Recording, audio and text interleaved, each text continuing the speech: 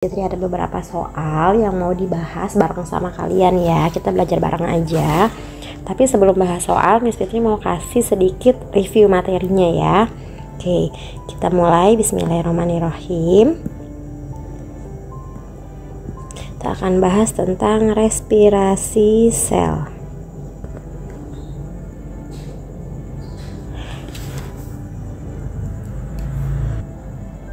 Nah, respirasi sel ini dibedakan menjadi dua. Ada yang respirasi aerob. Nah, satu lagi respirasi anaerob. Nah, kita akan bahas satu-satu ya. Yang pertama, Miss Fitri akan bahas tentang respirasi aerob. Nah, di dalam respirasi aerob ini terjadi proses gitu ya, dari glukosa C6H12O6 ditambah dengan 6 oksigen akan terurai menjadi 4 CO2 plus 6 H2O plus energi. Nah, ini mah anak IPA pasti paham banget gitu kan ya. Nah, jadi di dalam reaksi aerob di sini dibutuhkan apa saja? Ada yang namanya oksigen.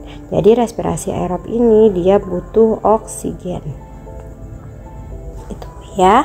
Nah, kemudian respirasi aerob ini dia terdiri dari 4 tahap. Jadi dia ada 4 tahap.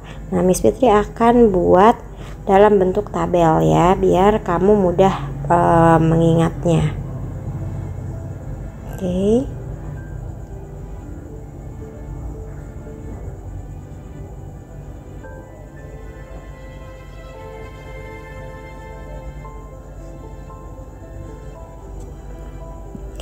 Nah, yang pertama itu tahapannya namanya tahap. Ini tahapan ya. Tahap, kemudian di sini tempat terjadinya, misalnya singkat ya, T4, T tambah 4 tempat ya. Tempat, kemudian bahan bakunya, dan nanti di sini hasil dari si reaksinya. Tadi kan ada 4 tahap ya kan. Yang pertama ada glikolisis. Nah, di dalam proses glikolisis gitu kan ya, jadi akan terjadi penguraian glukosa. Nah, ini terjadinya di sitoplasma. Glikolisis terjadinya di sitoplasma, atau kadang-kadang juga ada yang menyebutnya sitosol, sama aja ya. Nah, kemudian bahan bakunya adalah glukosa. Nah, glukosa yang ini nih berarti awal ya. Terus nanti hasil dari glikolisis itu akan ada 2 ATP. Jadi dia menghasilkan 2 ATP, 2 NADH, dan 2 asam pirufat. Nah, gitu ya. Terus selanjutnya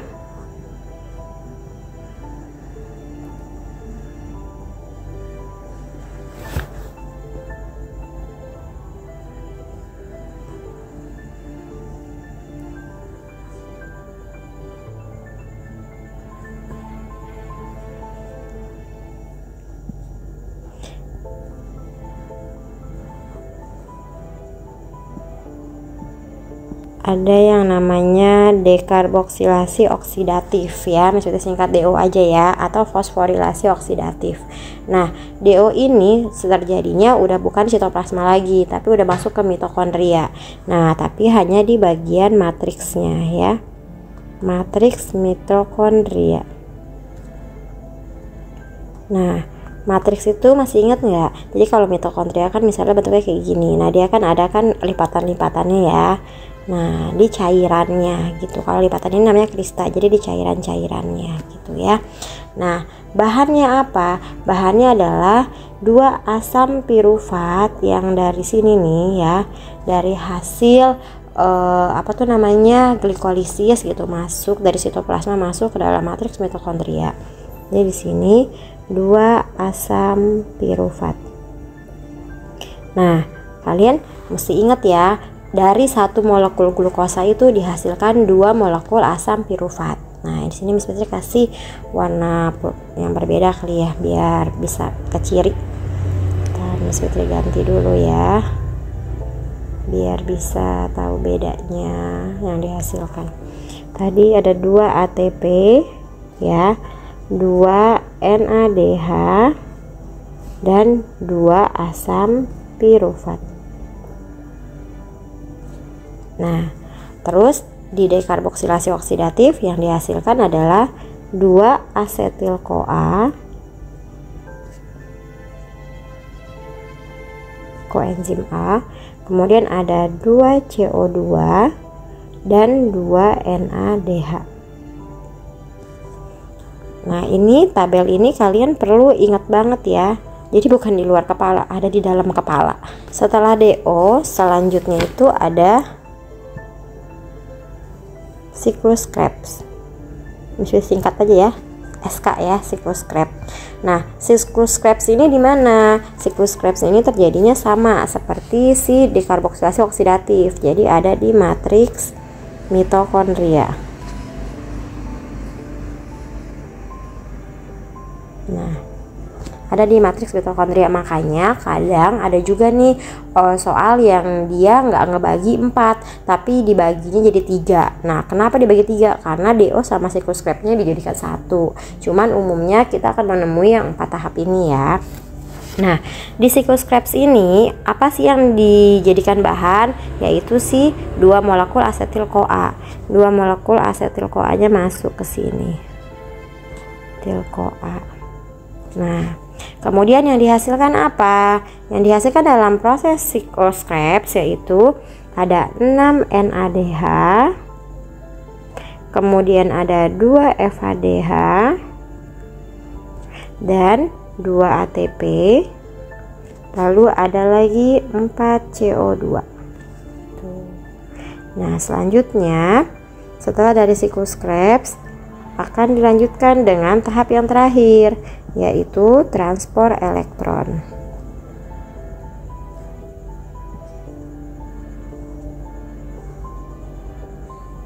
Nanti kalian bisa bikin catatan dengan lebih rapi, yang estetik ya, jadi kalian enak.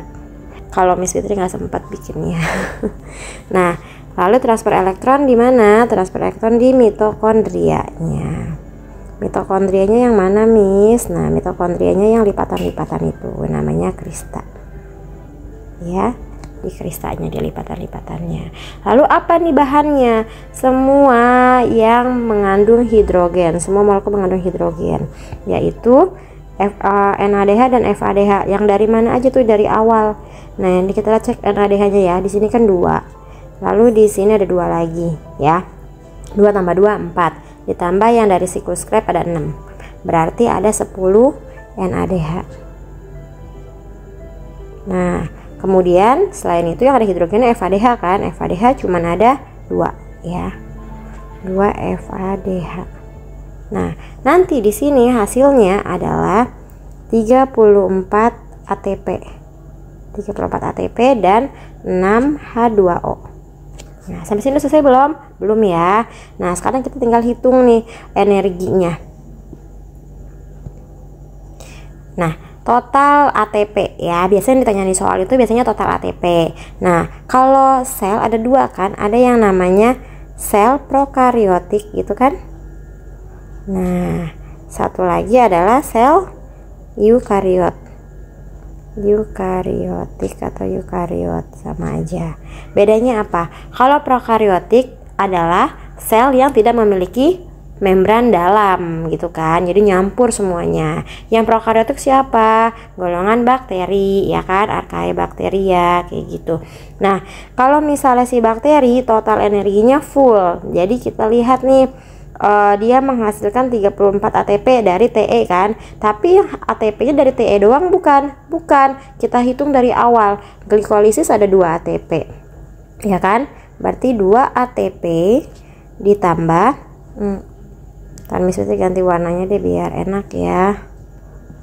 Jadi ada 2 ATP dari glikolisis ditambah 2 ATP lagi dari mana lagi? Dari siklus Krebs nih. 2 ATP dari siklus Krebs. Terus ditambah lagi 34 ATP dari transfer elektron. Totalnya ada 38 ATP. Nah, lalu sel eukariotik gimana? Sel eukariotik akan berkurang 2 ATP. Jadi hanya ada 36 ATP. Loh, kenapa Miss? Nah, kenapa berkurang 2 ATP? Karena 2 ATP yang dari glikolisis ini seolah-olah dijadikan ongkos transport buat dia masuk ke dalam si mitokondria. Kalau prokariotik kan dia kan nyampur tuh ya kan di dalam sitosolnya gitu semuanya. Nah, sedangkan kalau misalnya eukariotik dari di sitoplasma, misalkan dianggap ini sel gitu kan ya. Di sini mitokondrianya. Nah, dari sitosol ini dia masuk ke dalam sini itu dia membutuhkan energi karena dia melewati membran. Jadi membutuhkan energi sebesar 2 ATP. Makanya kalau di eukariotik hanya ada 36 ATP, sedangkan di prokariotik fullnya 38 ATP. Oke ya, mudah-mudahan paham ya. Coba kita aplikasi di soal deh. Biasanya kalau udah ngerjain soal tuh bakalan lebih ngerti gitu kan. Oke, kita lihat yang nomor 2. Berikut ini merupakan tahapan respirasi aerob yang benar. Oke, berarti kan tahapannya tadi ini kan 4 ini ya. Glikolisis, DO, SKTE. Jawabannya yang DO, siklus Krebs, faktornya A ya. Oke, terus yang nomor 3. Tempat terjadinya glikolisis adalah pada tempatnya glikolisis di sitoplasma, yang B. Mudah kan ya? Nah, yang keempat. Pernyataan berikut ini yang sesuai untuk reaksi glikolisis adalah pemecahan glukosa benar ya, menjadi asam laktat di sitoplasma tidak, dia jadi asam pirufat. Terjadi pemecahan glukosa menjadi asam pirufat di sitoplasma benar ya. Kita lihat kenapa B sama D salah. Terjadi pembentukan glukosa dari asam pirufat, bukan pembentukan tapi pemecahan ya, dan tempatnya pun bukan di mitokondria. Terjadi pembentukan glukosa dari asam laktat juga salah ya. Jadi jawabannya yang C gitu. Nah, lanjut yang kelima. Sebelum masuk ke siklus asam sitrat, asam pirufat yang diproduksi pada proses glikolisis pertama akan dikonversi menjadi apa? Siklus asam sitrat itu dia sama aja seperti siklus Krebs ya. Nah, jadi jawabannya apa? Sebelum masuk ke siklus Krebs, dia akan menjadi asetil-CoA.